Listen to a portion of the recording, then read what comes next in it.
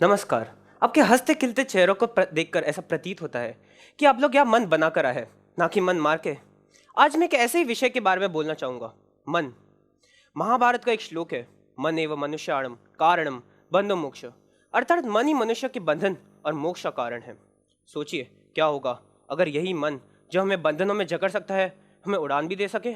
मन वह शक्ति है जो हमें नीचे गिराती है, और वही ऊर्जा है जो हमें ऊपर उठाती है। हमारा मन एक अदृश्य रथ है जो हमारे विचारों के घोड़ों द्वारा खींचा जाता है।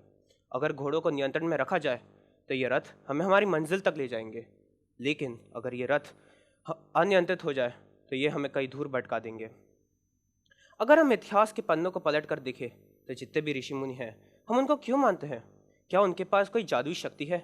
क्या वो अपार संपत्ति और बौद्धिक सुख के कारण पूजनीय है? नहीं, उनकी महानता का असली कारण है उनके अपने मन पर पूर्ण नियंत्रण। मैं एक गीत की कुछ पंक्तियां बोलना चाहूंगा। मन ही देवता मन ही ईश्वर, मन से बड़ा ना कोई। मन उजियारा जब जब फैले, जग उजियारा होए। इस उजले दर्पण पर प्राणी धूल न जमने पाए, तोरा मन दर्पण कहलाए। अर्थात मन ही मनुष्य का आईना है। श्री कृष्ण कहते हैं, जैसे पवन का झोंका नाव को भटकाता है, वैसे ही कामनाएं बुद्धि को भटकाती है। जब हमारा मन अनुशासनहीन होता है तो यह हमारे विचारों को भटकाता है, हमारी इच्छाओं को बढ़ाता है और हमारे फैसलों को कमजोर करता है। लेकिन जब यही मन हमारे वश में होता है तो ये हमारे जीवन की सबसे बड़ी ताकत बन जाती है। लेकिन अब सवाल यह है कि क्या हम अपने मन को काबू में कर सकते हैं? क्या हम अपने मन के मालिक बन सकते हैं और ना कि उसका गुलाम? जीवन का सबसे कठिन कार्यों में से एक है अपने मन को नियंत्रित करना। हमारा मन हर समय जीत की ओर भागता है। जब असफलता हो जाए तो वे हार मान लेता है। मैं आपको अपना उदाहरण देना चाहूँगा। मेरे दादाजी ने मुझे शतरंज खेलना सिखाया। मैं कई सालों की मेहनत के बाद मैं अपनी पहली प्रतियोगिता में गया। मैं एक के बाद एक मुकाबले जीता, लेकिन अंतिम मुकाबले में हार गया। मेरी पहली असफलता थी। उस हार के बाद मेरा निराश था, मेरा मन बिखर गया था। मैंने अपना गुस्सा दूसरों पर जाहिर कर दिया और खुद को ही कोसने लगा।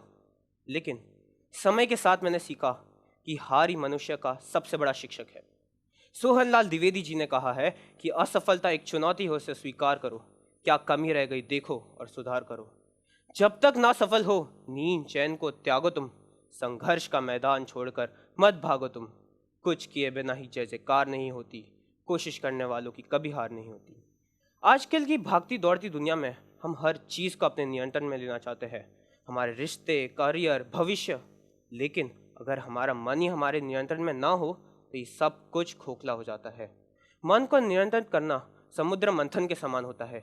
इसमें मेहनत लगती है, संघर्ष होता है और कई बार विष भी निकलता है। लेकिन अंत में जो अमृत मिलता है वह हमारे जीवन को नई ऊंचाइयों पर लेकर जाता है। आज मैं आप लोग को एक चुनौती देना चाहूँगा। अपने भीतर झांको, अपने मन को पहचानो, अपनी कमजोरियों को स्वीकार करो और उन्हें अपनी ताकत में बदलो। याद रखो, मन का सबसे बड़ा शत्रु, सबसे बड़ा मित्र उसका मन ही है।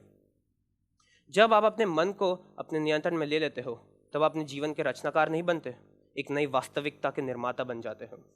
अंत में बस यही कहना चाहूँगा कि मन ही मन को जानता, मन ही मन से प्रीत, मन ही मन मानी करे, मन ही मन का मीत। मन झूमे मन बावरा, मन की अद्भुत रीत, मन के हारे हार है, मन के जीते जीत।